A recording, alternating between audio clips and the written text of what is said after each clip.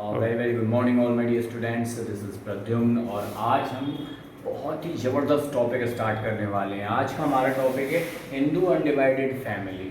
इसको हम joint Hindu family business भी बोलते हैं और शॉर्ट में बोलते हैं हम इसको HUF, यानी कि हिंदू अनडिवाइडेड फैमिली। स्टूडेंट्स, हम इस टॉपिक के लिए अगर हम आगे बात करेंगे तो ध्यान रखिएगा, आपने कई बार दुकानों पे लिखा हुआ देखा होगा 1914 से आपकी सेवा में तत्पर, या पिछले 100 साल से आपकी सेवा में तत्पर। इस टाइप से आप लोगों ने बहुत सारी टैगलाइंस कहीं ना कहीं पे दुकानों पे लिखी देखी हुई होंगी, या फिर लिखा होगा कि कोई दुकान है और वो कब से चल रही है, मान लीजिए 1910, या फिर हो सकता है मतलब 50, 100 साल, 200 साल पुरानी दुकान है। इस टाइप के आपने एडवर्टाइज देखे होंगे। तो जरा सोचिए दिमाग से कि क्या कभी ऐसा पॉसिबल हो सकता है कि कोई एक पर्सन जो इस टाइम बिजनेस चला रहा है वही पिछले लास्ट 100 ईयर से या 100 ईयर से उस बिजनेस को कंटिन्यू कर रहा हो? नहीं, इट्स नॉट पॉसिबल।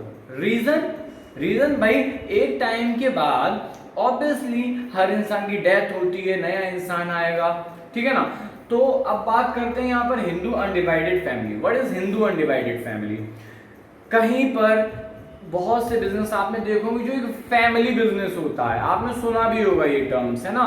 वहां पर पूरी की पूरी फैमिली एक ही बिजनेस में वर्क कर रहे होंगे, जहां पर एक ही बिजनेस को पूरे के पूरे फैमिली मेंबर्स बिजनेस कंटिन्यू कर रहे होंगे, लेकिन उस परिवार का, उस एक इंडिविजुअल फैमिली का जो सबसे बड़ा यानी कि एल्डेस्ट पर्सन है, वो उस बिजनेस का ओनर होगा, यानी कि मुखिया होगा, जिसको हम कर्ता भी कहेंगे यहाँ पे, ठीक है ना, कर्ता होगा। और बाकी के सारे लोग उसके साथ में बिजनेस में हेल्प कराएंगे। बट बिजनेस का डिसीजन कौन लेगा? जो कर्ता होगा, यानी कि एल्डेस्ट पर्सन, ठीक है ना। उसको हम क्या बोलेंगे? Hindu undivided family.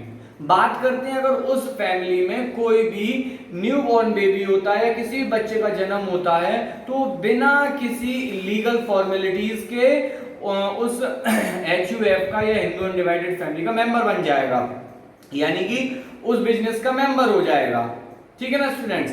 लेकिन बात आती है कि जो भी करता है या उस बिजनेस का एल्डेस्ट पर्सन है, उसकी डेथ हो जाती है, तो जो उस फैमिली में सेकंड एल्डेस्ट पर्सन है ना, उसको क्या बना दिया जाएगा? मुखिया।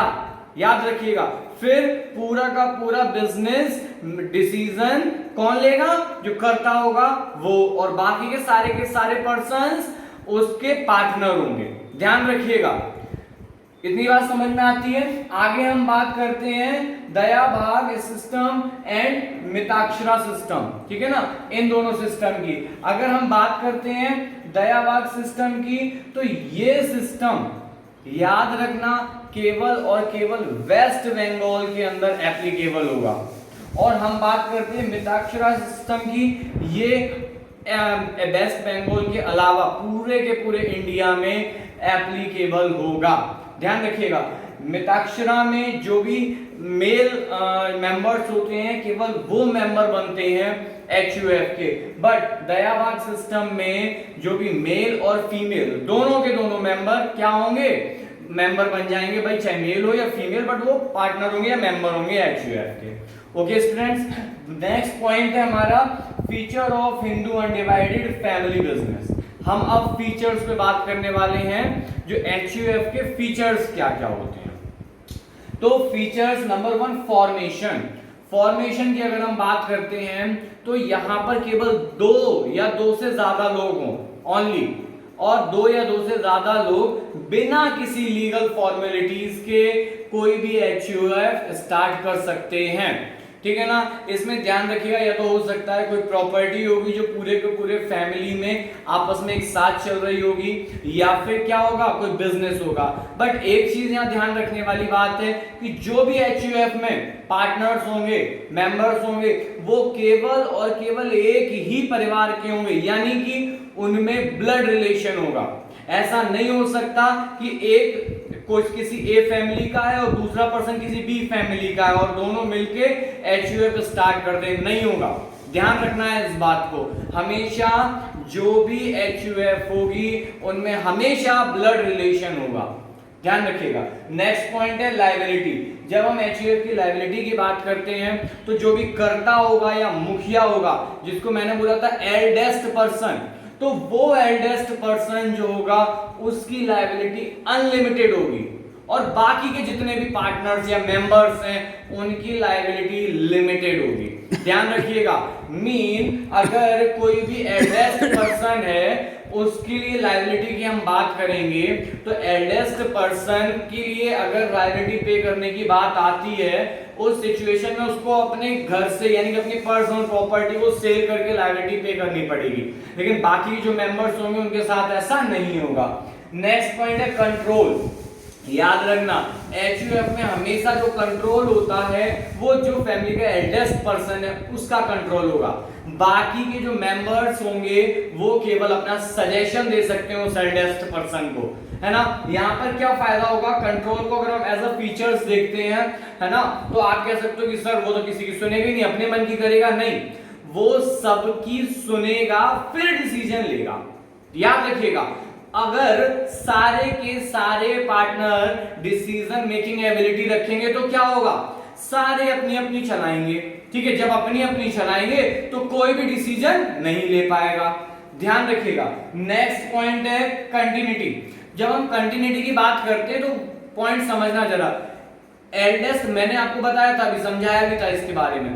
भाई कोई भी एक HUF है, उसमें जो एल्डेस्ट पर्सन है उसकी एज है सपोज 85 इयर्स, ठीक है ना, उसकी एज थी 85 ईयर और उसकी कुछ टाइम बाद डेथ हो गई।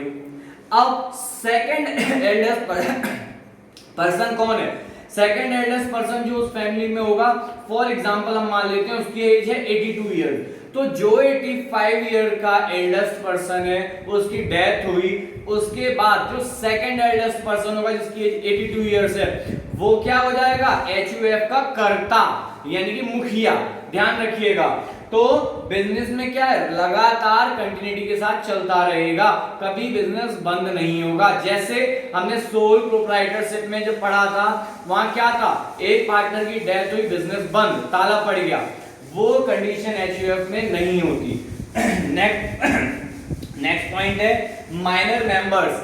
माइनर मेंबर्स की जब भी हम बात करेंगे, आप पूरे के पूरे बिजनेस में पढ़ेंगे माइनर मेंबर नहीं बनता कभी भी पार्टनरशिप में या किसी भी बिजनेस में, लेकिन HUF में अगर कोई भी माइनर है तो भी उसको मेंबर माना जाएगा। नेक्स्ट पॉइंट है रजिस्ट्रेशन।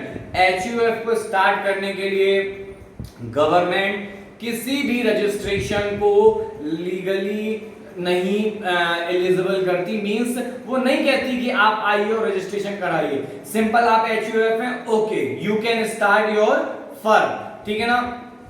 एंड एक इंपॉर्टेंट चीज भी मैं आपको समझा दूं, जो HUF होती है ना, नाम से पता चल रहा है हिंदू अनडिवाइडेड फैमिली, यहां लिखा हुआ है हिंदू, यानी कि ये लॉ केवल और केवल हिंदूज में ही एप्लीकेबल होगा। हिंदू में सिख भी आ सकते हैं, क्रिश्चियन भी आ सकते हैं, बुद्धिस्ट भी आ सकते हैं, जैन भी आ सकते हैं, बट ध्यान रखना यहाँ पर मुस्लिम या इस टाइप की फैमिलीज इन्वॉल्व नहीं होती। क्यों? क्योंकि ये हिंदू लॉ है, ध्यान रखिएगा। अगर हम बात करते हैं अदर कम्युनिटी की तो वहां मुस्लिम लॉ एप्लीकेबल होगा। ओके स्टूडेंट्स, ये बात हमें समझ आनी चाहिए basic. Okay, thank you students, have a nice day.